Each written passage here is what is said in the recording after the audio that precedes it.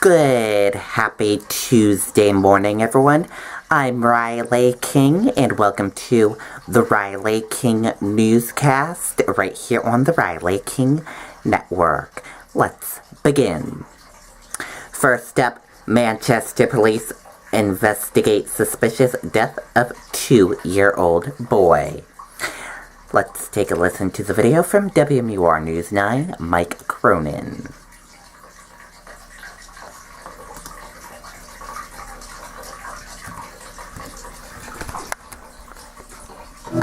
You just want the pain to go away. You really don't care what anybody's telling you. You want everyone to go away. People get really scared when they see me have a migraine attack. I really feel embarrassed when I have one in public. It's pretty scary for them because they've never seen it before. And they'll stare at me.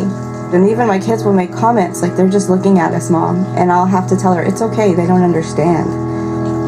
They probably don't even believe it's a migraine.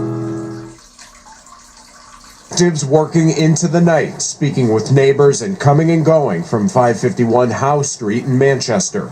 That's where a 2-year-old baby boy was found unconscious. It's super sad. I have an 8-year-old myself, so it's sad to think that that can even happen. Around 11:30 this morning, police were called to the home, and the toddler was rushed to Elliott Hospital, where he died shortly after. It's not clear what happened, but the Attorney General's office is now part of the investigation and says his cause of death appears to be suspicious. Very surprising. It's very sad. Alex Lavoie and other neighbors are still processing the terrible news. Tonight, many questions remain. Never had any problems with any of them next door. They seem like nice people. I've only seen them when they're hanging outside. It comes as a surprise for people who have enjoyed living in this part of the city. It's pretty quiet. I haven't had any problems lately. It's decently safe over here. We've never had any problems. The Attorney General's office will release further information as this investigation continues. Meanwhile, the autopsy on the baby boy is scheduled for tomorrow. In Manchester, Mike Cronin, WMUR News 9. Okay, and there you go on that report and that video. Feds take on the tax bill and stimulus could make a surprise at Yellen's last meeting.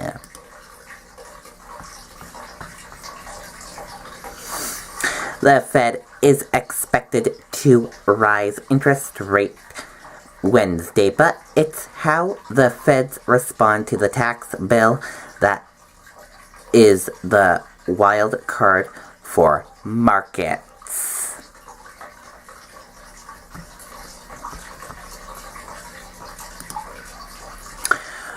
Moore Jones set to face off an Alabama Senate election. Let's take a listen to the video from ABC News. This is gorgeous. Is that popcorn? Oh, yes. Isn't it pretty?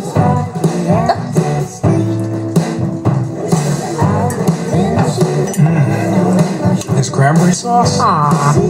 I tried a few. Yes, number 37. Wow, that was amazing. I've had a little practice. That's why we practice. Make this season merry and just right. We move on now to Alabama's high-stakes Senate election, just hours away now. Republican Roy Moore facing allegations of sexual misconduct with minors. And now sitting down for an interview with a 12-year-old girl. Moore's candidacy dividing his own party. The other senator from Alabama, Republican Richard Shelby, saying he cannot vote for Moore. ABC's chief national correspondent Tom Yamas in Alabama again tonight. Tonight, Alabama Senate candidate Roy Moore back on the trail. One more way he's trying to make sure those Trump supporters come out and vote for him tomorrow. Judge Roy Moore. Moore, who's accused of molesting teenage girls, also popping up in a new interview today. Are you going to support President Trump and help him build the wall? Yes, I think we need something, and I think it could be stopped sooner than that with the military. Moore took the last 5 days off from the campaign trail. Thank you for being here. If you can find Roy Moore, let me know. The Democrat in this race, Doug Jones, crisscrossing the state, making sure voters don't forget the sexual misconduct allegations against Moore. Is Alabama going to stand with our daughters and our granddaughters that we will believe them, we will respect them? Moore has denied the allegations, but some Republicans, like Alabama's senior senator, have abandoned him. I didn't vote for Roy Moore. I wouldn't vote for Roy Moore. I think the Republican Party can do better. But the party's leader, President Trump, is firmly behind him, recording a robocall for Moore.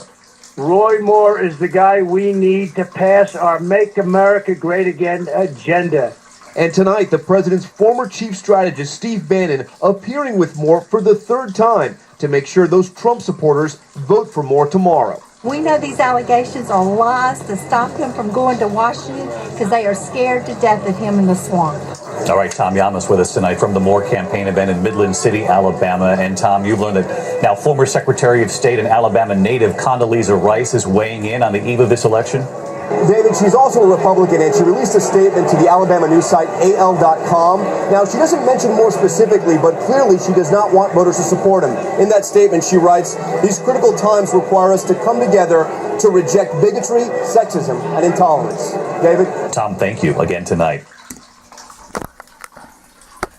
Okay, and there you go on that video and that report. And that does it for the Riley King Newscast right here on the Riley King Network. I hope you all have a great rest of your Tuesday and see you back here later on today for another newscast. Goodbye, everyone.